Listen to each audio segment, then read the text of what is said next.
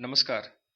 TAT secondary તેમજ higher secondary મેન્સની તૈયારી કરતા એસ્પિરન્ટ્સ મિત્રો, સ્વાગત છે તમારું આપણી પોતાની યુટ્યુબ ચેનલ વિદ્યાસંકુલ ગુજરાતીમાં.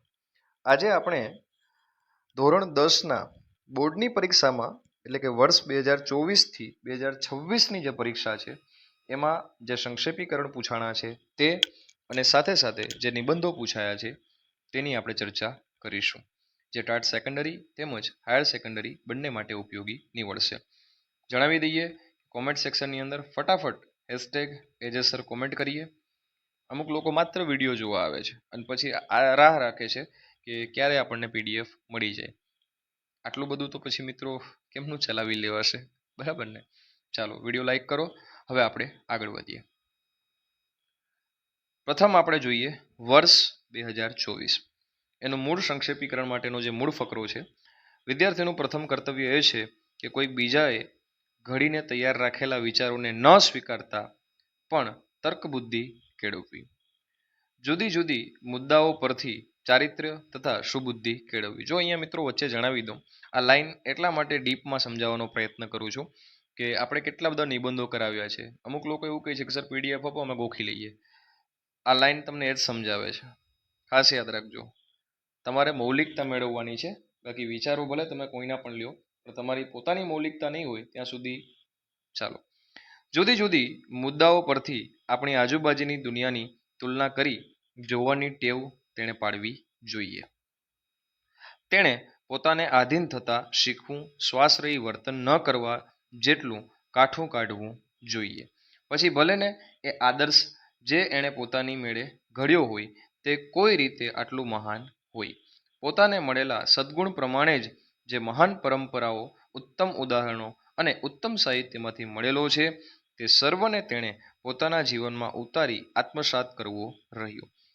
બીજા પ્રશ્નોની કક્કાવારી આપણી હસ્તી છે અને તેની બાજુએથી જે આધ્યાત્મ આ જીવનને બાંધી રહ્યું છે, અને તે દ્રષ્ટાંત વિદ્યાર્થીએ આર્થિક સંસ્કૃતિના ઉત્તમ તત્વોને પકડીને વડે યોગ્ય કેળવણીનું કેન્દ્ર બનાવવું જોઈએ. સંક્ષેપીકરણમાં શરૂઆત કરીએ પહેલા શીર્ષકથી. શીર્ષક છે વિદ્યાર્થીનું સાચું કર્તવ્ય અને તેની કેળવણી. તો વિદ્યાર્થીનું પ્રથમ કર્તવ્ય તૈયાર વિચારો સ્વીકારવાને બદલે પોતાની તર્કબુદ્ધિ, સદબુદ્ધિ અને ચારિત્ર્ય કેળવવાનું છે. તેણે દુનિયાનું અવલોકન કરવાની ટેવ પાડી શ્વાસરહી અને આત્મનિર્ભર બનવું જોઈએ. ઉત્તમ સાહિત્ય, પરંપરાઓ અને મહાપુરુષોના સદ્ગુણોને પોતાના જીવનમાં ઉતારી આત્મસાત કરવા જોઈએ.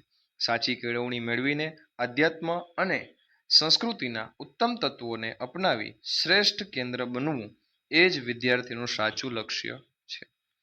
એમાં પૂછાયેલો નિબંધ હતો આપણું અદ્રશ્ય આંધળું શત્રુ આળસ. જો કે 10મા ધોરણની અંદર મુદ્દાઓ અપાય છે એટલે આપણે અહીંયા મુદ્દાઓ પણ લીધા છે. આપણને એવા કોઈ મુદ્દા મળવાના નથી.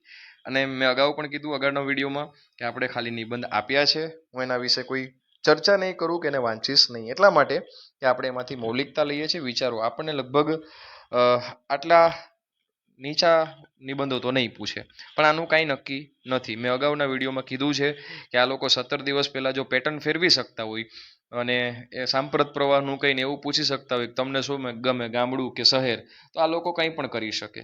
એટલે ખાલી તમારે એક વખત નજર મેળવી લેવી. બીજો નિબંધ પૂછ્યો તો મારો યાદગાર પ્રવાસ, અને ત્રીજો હતો દીકરી ઘરની દીવડી. બરાબર, ચાલો હવે આપણે આગળ વધીએ આપણા મૂળ હેતુ તરફ. ધોરણ 10 બોર્ડની પરીક્ષા અને વર્ષ 2025. મૂળ ગદ્યખંડ આપણને સંક્ષેપીકરણ માટે પૂછ્યો છે, જેને આપણે જોઈએ. તો મનુષ્યનું જીવન તેના વિચારોથી જ ઘડાય છે, તેના લક્ષણો અને ભાવનાઓથી જ સર્જાય છે. જીવનમાં દરેક વ્યક્તિએ ઊંચું ધ્યેય રાખવાનું છે, રોજિંદા સ્વપ્નો જોવાના છે, તેને સાકાર કરવા સતત પ્રયત્નશીલ બનવું પડશે. ઊંચા લક્ષ્યો અને તેને સિદ્ધ કરવા માટેનો સતત પુરુષાર્થ જ વ્યક્તિને પ્રગતિની પરાકાષ્ઠાએ કે શિખરે પહોંચાડી શકે છે.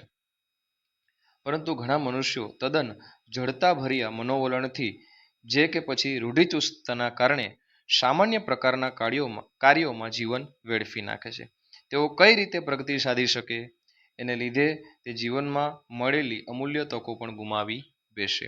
ઈશ્વરે માનવને બળ, બુદ્ધિ અને કર્મ કરવાની સ્વતંત્રતા આપી છે. આથી જ કહે છે કે તેનો ઉપયોગ ક્યાં, કેવો અને કેટલો કરવો તે વ્યક્તિએ જાતે વિચારવાનું છે.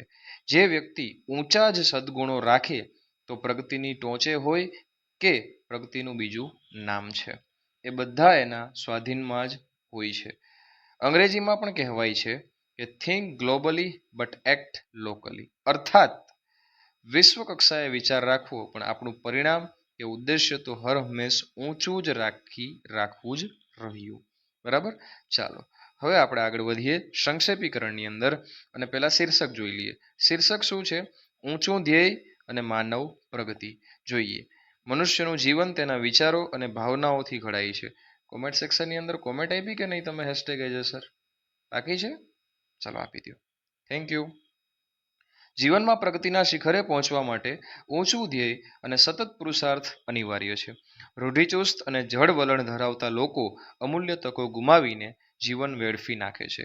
ઈશ્વરે મનુષ્યને બળ, બુદ્ધિ અને કર્મની સ્વતંત્રતા આપી છે, જેનો યોગ્ય ઉપયોગ વ્યક્તિએ પોતે કરવાનો છે. વૈશ્વિક સ્તરે વિચારો અને સ્થાનિક સ્તરે કાર્ય કરો. એ ઉક્તિ મુજબ આપણો ઉદ્દેશ્ય હંમેશા ઊંચો રાખવા જોઈએ. હવે આપણે નિબંધો તરફ ચર્ચા કરીએ. માતૃભાષાનું મહત્વ. આપણે એનઈપી 2020 અંતર્ગત માતૃભાષાના જે નિબંધો છે એમાં ક્યાંક ને ક્યાંક આપણને આ કામ લાગી શકે છે. એ કહેવત છે અહીંયા, 12 ગાવે બોલી બદલાય. બરાબર, આ પણ આપણે આપણા નિબંધોમાં ઉમેરી શકીએ છીએ. 12 ગાવે બોલી બદલાય, તરોવર બદલે શાખા પણ લખણ નો મુખે લાખા, એ કંઈક આખું એવું છે. બરાબર. ચાલો બીજો નિબંધ જોઈએ આપણે, નારી તું નારાયણી. અને ત્રીજો નિબંધ છે એને ખાસ વાંચી લેવો, વૃક્ષો વાવો અને પર્યાવરણ બચાવો. બરાબર.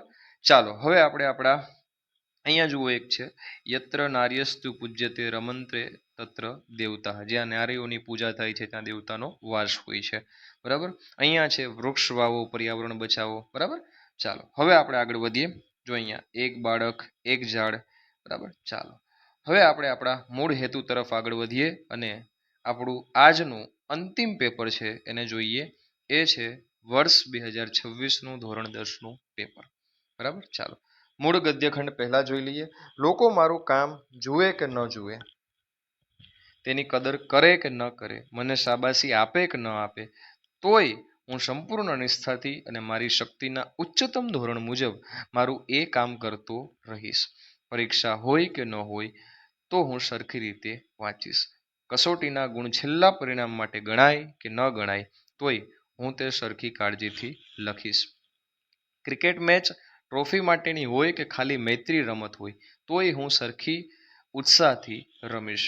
સ્વતંત્ર વ્યવહારની આચાર સંહિતા નહીં, પણ મારો આંતરિક કામ કરવાનો આત્મસંતોષ એ મારું પ્રેરક બળ હશે.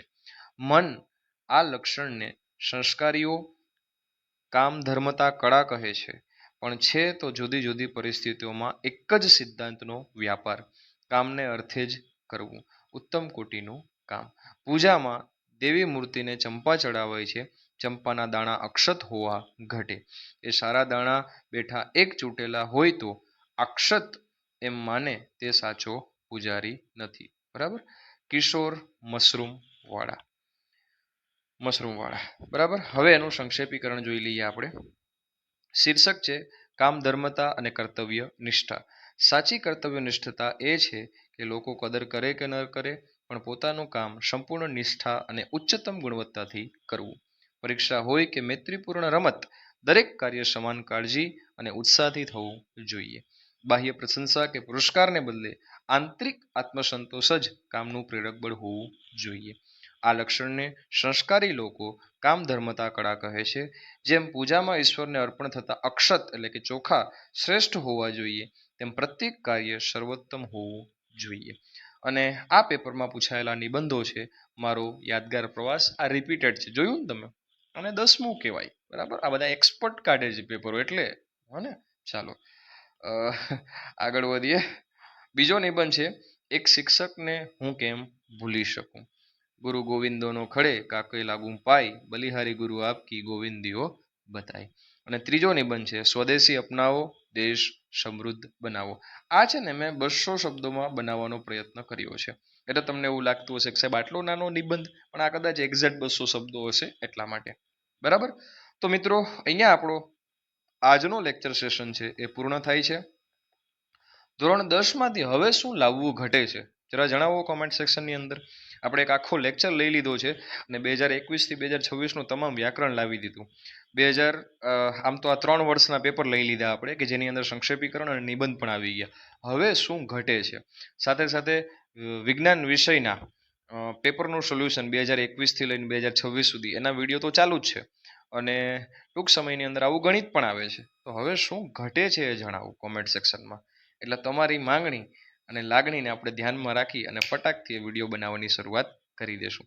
ચાલો આપણે મળીએ આપણા વેરી નેક્સ્ટ સેશનની અંદર, અને ત્યાં સુધી વિડીયોને લાઇક કરવાનું બાકી છે મિત્રો તો ફટાફટ કરી દો.